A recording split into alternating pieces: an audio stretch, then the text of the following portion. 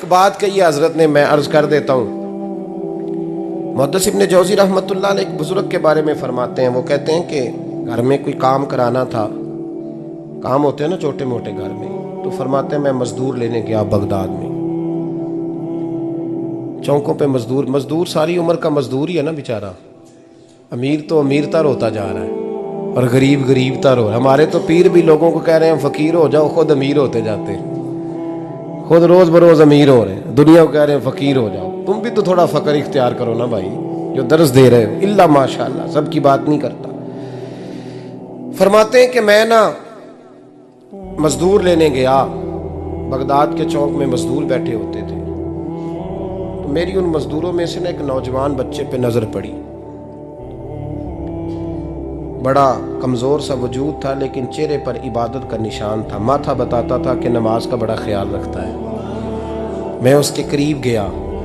चेहरे भी बड़ा कुछ बताते हैं ना, चेहरों में भी बड़ी रानाई होती है। फरमाते हैं मैं करीब गया, मैंने उसको कहा बेटे मजदूरी करोगे? तो कहने लगा मजदूरों में बैठा हूँ तो हुजूर मजदूरी के लिए ही तो बैठा हूँ। तो मैंने कहा कि चलो फिर। कहने लगा नहीं, मेरी कुछ शर्तें।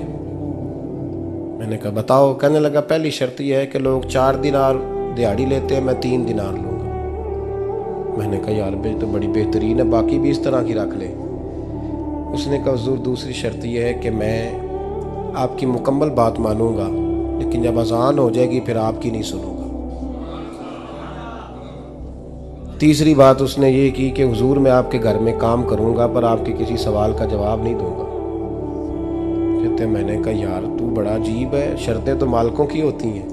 कहने लगा जी बहरहाल मैं शर्तें लगा के जाता हूँ। फरमाते हैं मैं उसे घर ले आया, काम मैंने उसको बताया, तो जो काम मजदूर सारे दिन में करता है ना, उसने 2 घंटे में ही कर दिया। हमारे मजदूर सिगरेट पीने में भी तो आधा घंटा लगाते हैं, वो चाय पीने जाएं तो पौना घंटा वहाँ। उनको भी तो दयानतदारी करनी चाहिए कि नहीं करनी चाहिए? ने मुआहदा किया है ना जी, तो पूरा उतरना चाहिए ना। कहते 2 घंटे में। अब काम जब बंदा शुरू कराता है तो काम और निकल आता है। कहते काम मैंने उसको और बता दिया, वो करने लगा। उसने मिट्टी निकाल के रखी थी बाहर रास्ते में, तो अजान हो गई जोर की। उसने वहीं कुदाल छोड़ी कही और चलने लगा। तो मेरा बेटा कहने लगा इसको जरा बराबर कर दो। कहने लगा चुप कर जा, तेरे बाप से बात हुई थी, जब अजान होती है तो मैं किसी और की नहीं सुनता, सिर्फ अल्लाह रसूल की सुनता हूँ। कहते हो मस्जिद चला गया, नमाज पढ़ के आया तो दोपहर का वक्त था। मेरी बीबी कहने लगी इसको को खाना खा ले। कहते हमने कहा खाना खा लो, तो कहने लगा मैंने रोज़ा रखा हुआ, रमज़ान भी नहीं था, नफली रोज़ा रखा हुआ। फरमाते हैं शाम हुई, मैंने 3 दिनार दिए, तो मैंने कहा तेरा नाम क्या है? कहने लगा मैंने आपसे कहा था मैं किसी सवाल का जवाब नहीं दूंगा। कहते वो चला गया। अगले दिन मैं फिर लेने गया उसे, काम कुछ और निकल आए, तो लोगों ने बताया वो सिर्फ हफ्ते वाले दिन आता है। मैंने कहा क्यों? कहने लगे जी वो कहता है मेरा हफ्ते का खर्चा 3 दिनार है, जब 3 दिनार कमा लेता हूँ तो बाकी सारा टाइम अल्लाह रसूल की जिक्र में गुजार दिया करता हूँ। फरमाते हैं जी अगले हफ्ते मैं फिर लेने गया। मैंने पूरा हफ्ता इंतज़ार किया कि काम उसी से कराना है। मैं जब गया तो मैंने कहा चलो। कहने लगा मेरी शर्तें याद है ना? और मैंने कहा याद है भाई, साथ चल। फरमाते हैं काम कराया, 2-3 हफ्ते वो आता रहा। एक हफ्ते में गया तो लोगों ने कहा हुजूर आज नहीं आया। क्यों? कहने लगे बीमार हो गए। कहाँ घर है? कहने लगे बगदाद के कब्रिस्तान के पीछे जो कच्ची आबादी है उसमें रहता है। फरमाते मैं गया, दरवाजे पे दस्तक दी तो कहने लगा हुजूर आप हैं? दरवाज़ा खुला है, आ जाइए। फरमाते मैं अंदर गया तो मैंने कहा तुम्हें कैसे पता चला मैं आया हूँ? कहने लगा हुजूर अल्लाह वाले हो, आप नहीं आना था, वरना अमीर तो गरीबों का पता लेने कोई नहीं आते। कहते मैं करीब गया तो कहने लगा मैं आपका इंतज़ार कर रहा था, तेज़ बुखार है, तप रहा। जेब से कुछ पैसे निकाले, कहने लगा ये पैसे रख लें। एक अंगूठी निकाली, कहने लगा हुजूर आज रात को मेरा इंतकाल हो जाएगा, इन पैसों का कफन खरीद के सुबह जनाजा पढ़ के मुझे दफन कर देना, और जब दफन करो तो ये अंगूठी लेके असर के बाद हारून रशीद के पास जाना। आप उसे कहना मैंने मिलना है, पर वो आपको टाइम नहीं देगा। आप उसको आवाज़ दीजिएगा कि तेरी एक अमानत है मेरे पास, फिर वो आपसे मिलेगा तो अंगूठी दे दें, फिर आप मेरी तरफ से फारिग हैं। हज़रत फरमाने लगे तेरा नाम और कहने लगा हुजूर वक्त थोड़ा है, आज रात मैंने जाना है, बड़ी लंबी माफ़ी मांगनी है रब करीम से, अगर मुनासिब समझे तो मुझे अपने रब से तन्हाई कर दे दे। फरमाते हैं मैं आ गया, पर उसकी बातों ने मुझे सारी रात सोने नहीं दिया।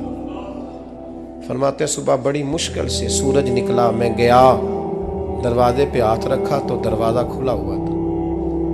अंदर दाखिल हुआ तो खुशबुएं मेरा इस्तकबाल कर रही थी। जब चेहरे से कपड़ा हटाया तो उसका तो इंतकाल हो चुका, इंतकाल हो चुका, ऐसे जैसे किसी का दीदार करके सोया।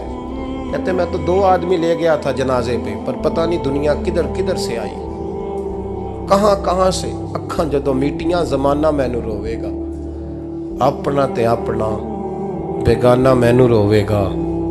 फरमाते हैं मैं तो 2 बंदे ले गया था, पर पता नहीं मखलूक कहां कहां से आई। जनाजा पड़ा, दफन किया।